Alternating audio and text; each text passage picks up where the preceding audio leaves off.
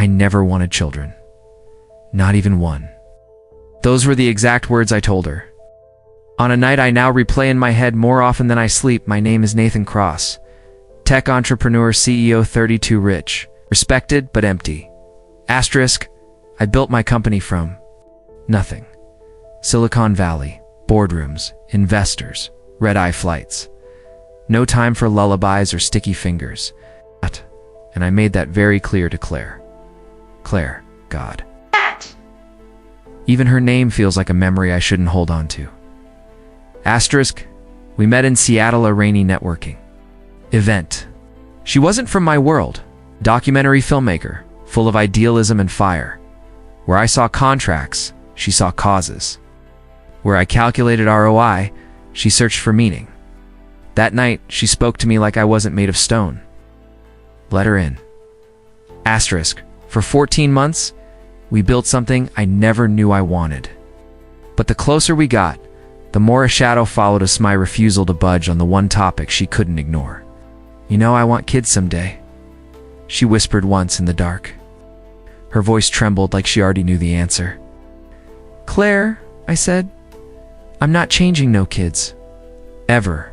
That night, she cried beside me. Not loud, just a quiet kind of heartbreak. That filled the room. Asterisk, why do we only recognize peace once we've destroyed it? A week later, she left. No fight, no scenes. Just a letter on my kitchen table, Nathan. I love you. But I can't stay with someone who won't even imagine a future with me. Take care. See? Asterisk. I stared at that letter until the sun came up. But I didn't. Call didn't chase her. Work took over again. Acquisitions, IPO meetings, my face in magazines. But something in my gut kept twisting. I told myself I missed the idea of her. That was all. Asterisk until 3 years later on a cold March morning in New York, everything changed. I was walking out of an investor breakfast downtown. That's when I saw her, Claire. Standing across the street, same eyes, same fire. Same softness. But she wasn't alone. Asterisk, she held the hands of 2 little girls. Twins, no older than 3. Same curls, same cheeks. Same wide, curious eyes. And one of them had my smile, Claire. Asterisk, my mouth was dry, my chest tight. I couldn't breathe, couldn't blink. Time stopped. The world fell silent, except for the pounding in my ears. My feet felt bolted to the polished floor of the upscale supermarket. My eyes fixed on the one woman I had driven away and the 2 tiny lives now clinging to her hands. They looked exactly like me.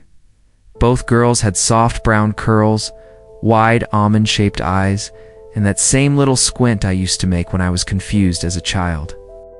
They were mirror images of each other, twins. My heart stuttered. A lump grew. In my throat, she turned. Asterisk, Claire's gaze locked onto mine. Her eyes widened. I saw the shock crash across her face. Then just like that, she turned around, whispering something to the twins, pulling them gently toward the exit. She was going to walk away. Again, I snapped back to life, bolted forward, Claire. I called out louder than I meant to. She froze. Asterisk, the girls tugged at her hands, confused. I caught up to them, breathless. Claire ... Those girls aren't yours, she said sharply, without looking at me. I flinched. It felt like a slap. Claire, please, talk to me. She finally looked up, her eyes full of something heavy, anger, fear, heartbreak. Asterisk. Now you want to talk, Nathan? After 3 years of silence? I tried to speak, but no words came. She shook her head slowly. You said you never wanted kids. You made it very clear. I didn't know, Claire. You never told me. Me not to. The girls were looking at me now, curious. One of them smiled faintly. I felt my legs tremble. Can we go somewhere? Please, just talk. 10 minutes. That's all I'm asking. Claire hesitated. Then, with the faintest nod, she agreed. We sat across from each other in a quiet corner of the cafe nearby. The girls were busy with juice boxes and crayons the staff brought over. I stared at them. I still couldn't believe they were real. Their names? I asked. Barely a whisper. Claire sighed. Ava and Lila. Ava. Lila. They sounded like music. Why? They mine? She looked straight at me. Do you really need to ask? I felt a tear sting the corner of my eye. Claire, I swear, if I had known, you would have done what, Nathan? Sent a check? Asked me to get rid of them? Asterisk, I shook my head violently. No, never. I would have stepped up. It would have changed. She laughed bitterly. People like you don't change. You were a cold, controlled machine when I left. You were more in love with your money than anything else. Asterisk, that one stung, because it was true. 3 years ago, I was obsessed with control, structure, logic. Kids didn't fit into that. They were messy, chaotic. I had spent my entire life building walls so no one could ever hurt me again. Claire had tried to get through them, but I shut her out. Why didn't you come back? Why didn't you at least tell me? Claire looked down at her hands. They were trembling because I was scared, because I couldn't bear to hear you say it again that you didn't want them. Itch. Or me. I reached across the table, gently touching her hand. You should have given me the chance to grow up. She didn't pull away. But she didn't squeeze back either. I don't want your pity, Nathan. They don't need a millionaire father swooping in now because he feels guilty. It's not guilt. It's love. Claire raised an eyebrow. Love. You haven't seen me in 3 years. You didn't even look for me. She was right again, and I hated myself for it. I had buried myself in work, built another company, made another 100 million.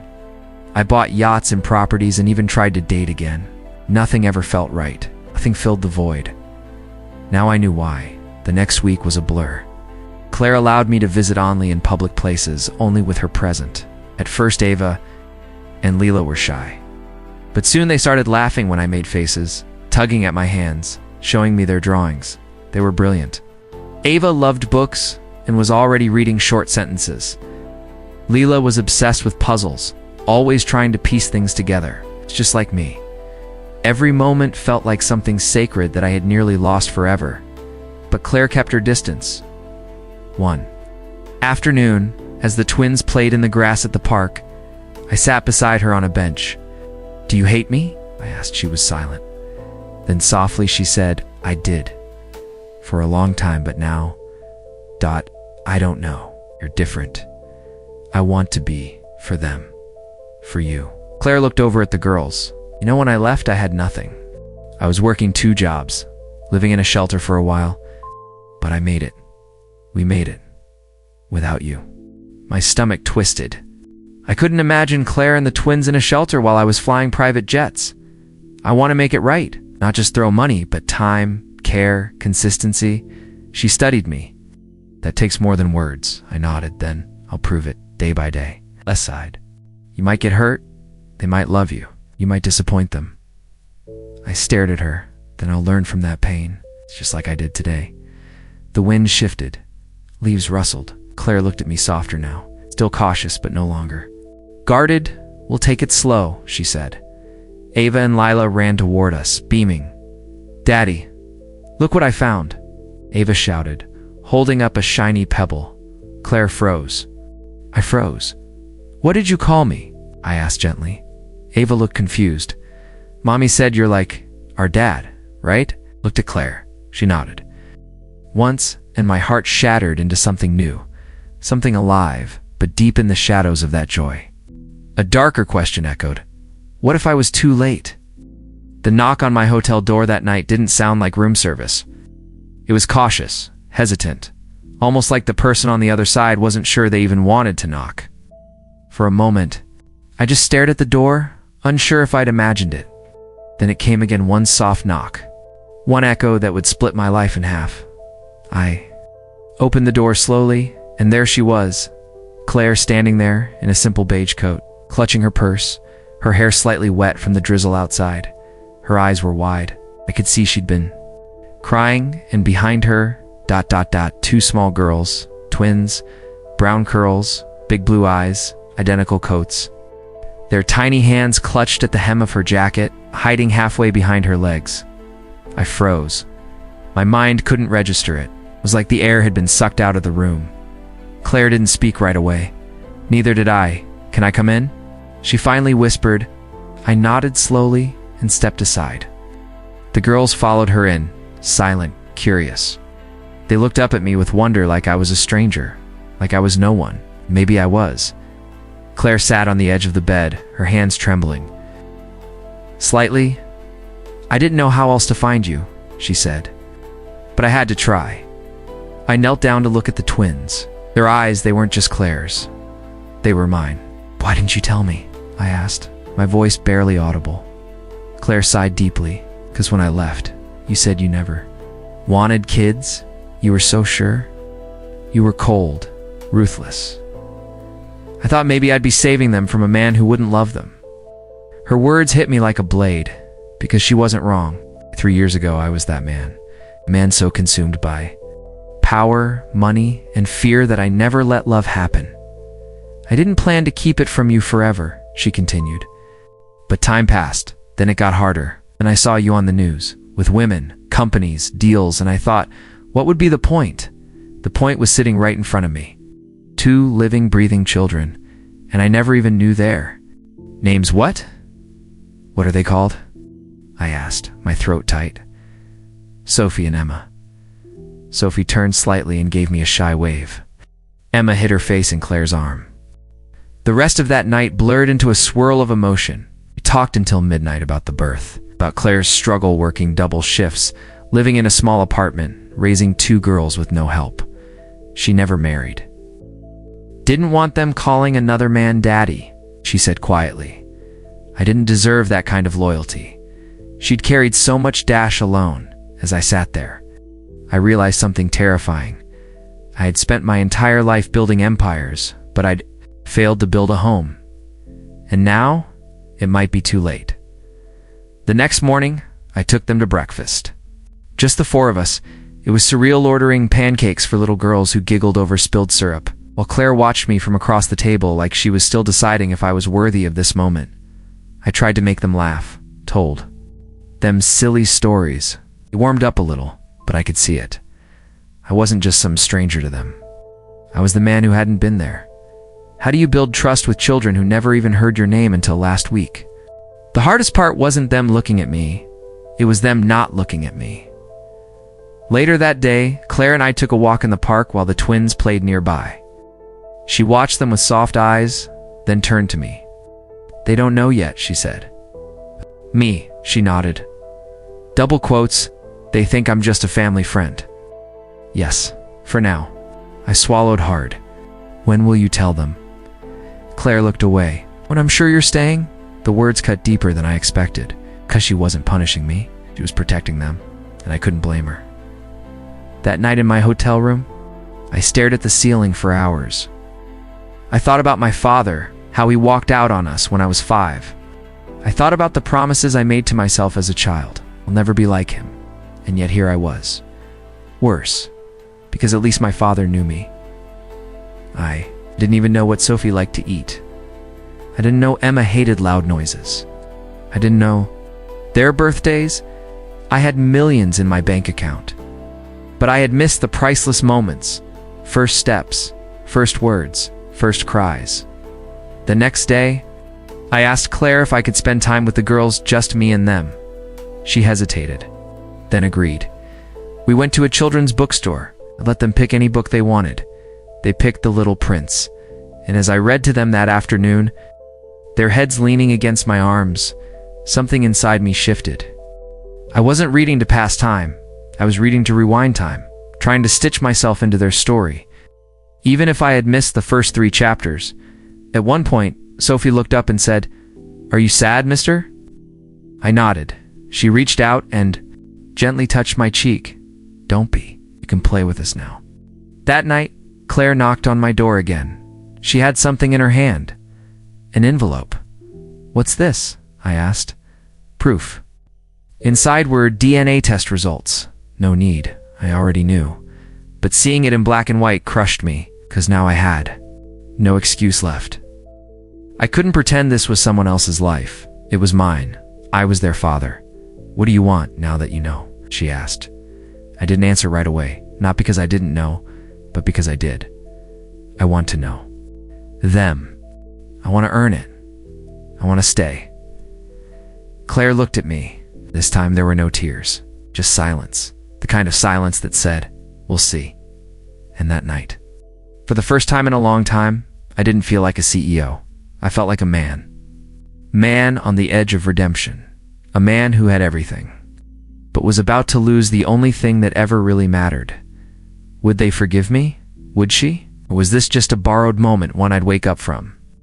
As the city lights blurred outside my hotel window, one question burned in my mind. Can love return after absence? Or does it die in the silence between years?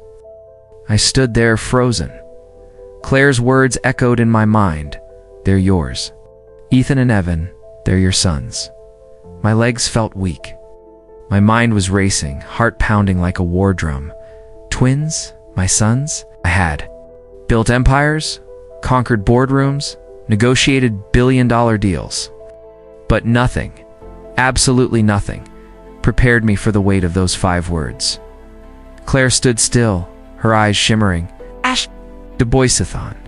And Evan clutched her dress. There. Innocent eyes bouncing between us. Double quotes. What?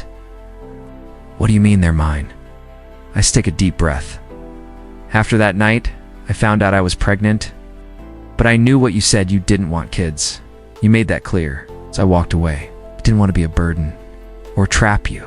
Claire, I never knew. Why didn't you tell me? Because you said it yourself. No kids. Ever. I believed you. I couldn't speak. The boys looked so much like me, same eyes, same chin. It was undeniable.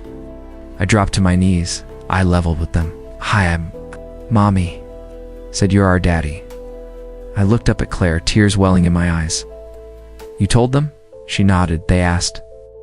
I couldn't lie. Silence hung between us, thick and fragile. Then Evan reached out and touched my face. You look like me.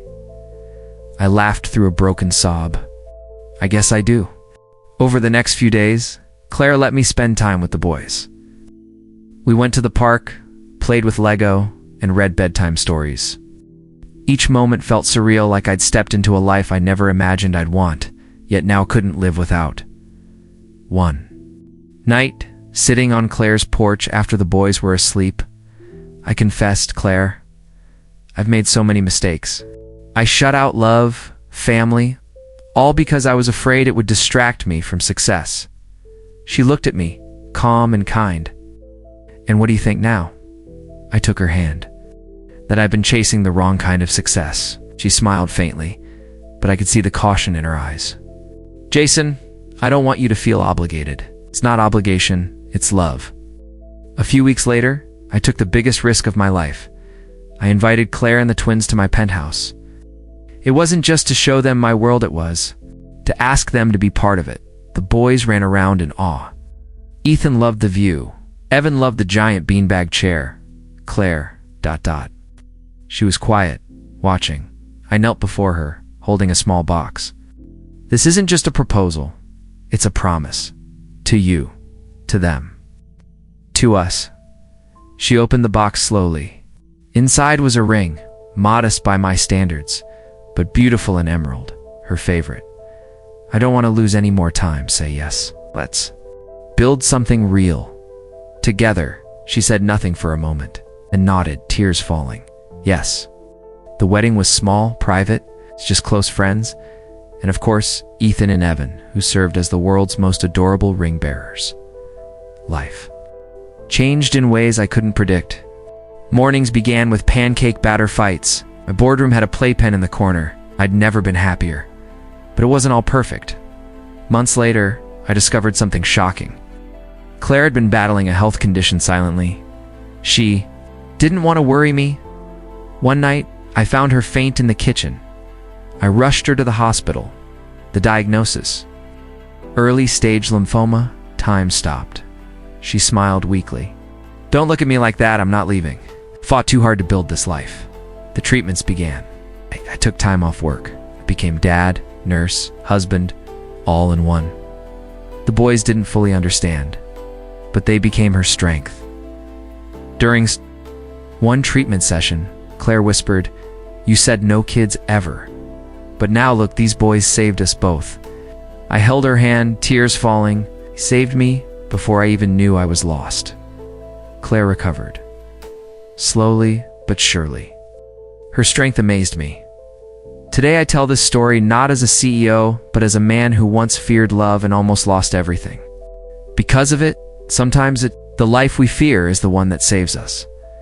So if you're watching this, ask yourself, what are you running from that might be running toward you with open arms? What if the very thing you swore you'd never do is the thing that completes you?